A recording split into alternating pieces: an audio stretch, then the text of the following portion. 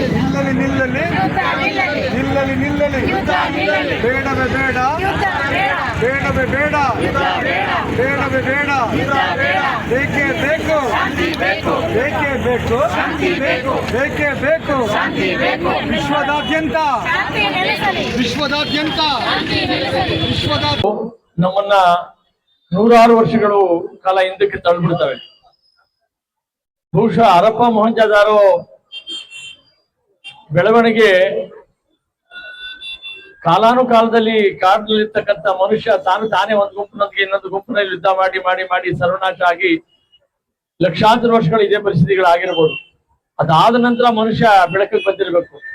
ಅದರಿಂದ ಹಿಂಗೆ ಮನುಷ್ಯನಲ್ಲಿರ್ತಕ್ಕಂಥ ದ್ವೇಷ ಅಸೂಯೆಗಳಿಂದ ಒಂದು ಗುಂಪು ಇನ್ನೊಂದು ಗುಂಪನ್ನ ನಾಶ ಮಾಡಿಕೊಂಡು ದೇಶದ ನಾಗರಿಕತೆ ಬೆಳಿಲಿಕ್ಕೆ ಅದೆಷ್ಟೋ ವರ್ಷಗಳ ಹೊತ್ಕೊಂಡ್ಬಿಟ್ಟಿದ್ದೇವೆ. ನಾಗರಿಕನಾದ ಮನುಷ್ಯ, ವಿದ್ಯಾವಂತನಾದ ಮನುಷ್ಯ ಶಾಂತಿಯಿಂದ ಬದುಕನ್ನ ಬಯಸಬೇಕು. ಮಹಾನ್ ತಪಸ್ವಿ ಗೌತಮ ಬುದ್ಧ ಅವನು ರಾಜನಾಗಿದ್ದಾಗ ನೀರು ಬಿಡೋ ವಿಚಾರದಲ್ಲಿ ಪಕ್ಕದ ಒಂದು ಭಾಗಕ್ಕೆ ನೀರು ಕೊಡ್ಬೇಕು ಅನ್ನೋದು ಯುದ್ಧ ಮಾಡ್ಬೇಕು ಅಂತ ಹೇಳ್ತಾರೆ. ನಾನು ಯುದ್ಧ ಮಾಡೋದಿಲ್ಲ ಅಂತಾರೆ.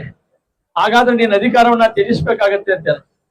ನಾನು ಅಧಿಕಾರ ತ್ಯಜಿಸಿದ್ರು ಪರವಾಗಿಲ್ಲ, ನಾನು ಅದಕ್ಕೋಸ್ಕರ ಯುದ್ಧ ಮಾಡಲ್ಲ ಅಂತೇಳಿ ಅವರು ತನ್ನ ಆ ಚಕ್ರಾಧಿಪತ್ಯವನ್ನ ಬಿಡ್ಲಿಕ್ಕೆ, ಅಂದ್ರೆ ಅವ್ರಿಗೆ ನಮ್ಮನ್ನ ಅಧಿಕಾರವನ್ನ ಬಿಡ್ಲಿಕ್ಕೆ ನೂರಾರು ವರ್ಷಗಳು ಯುದ್ಧ ಬಿಡ್ತವೆ.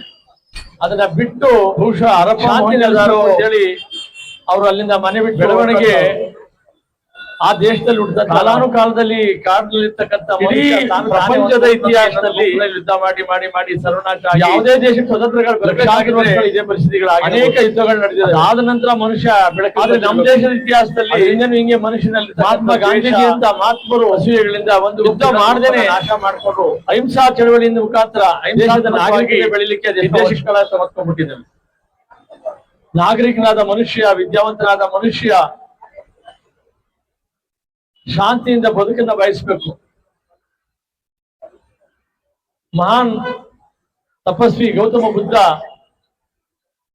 ಅವನು ರಾಜನಾಗಿದ್ದಾಗ ನೀರು ಬಿಡೋ ವಿಚಾರದಲ್ಲಿ ಪಕ್ಕದ ಒಂದು ಭಾಗಕ್ಕೆ ನೀರು ಕೊಡ್ಬೇಕು ಅನ್ನೋದು ಯುದ್ಧ ಮಾಡ್ಬೇಕು ಅಂತ ಹೇಳ್ತಾರೆ.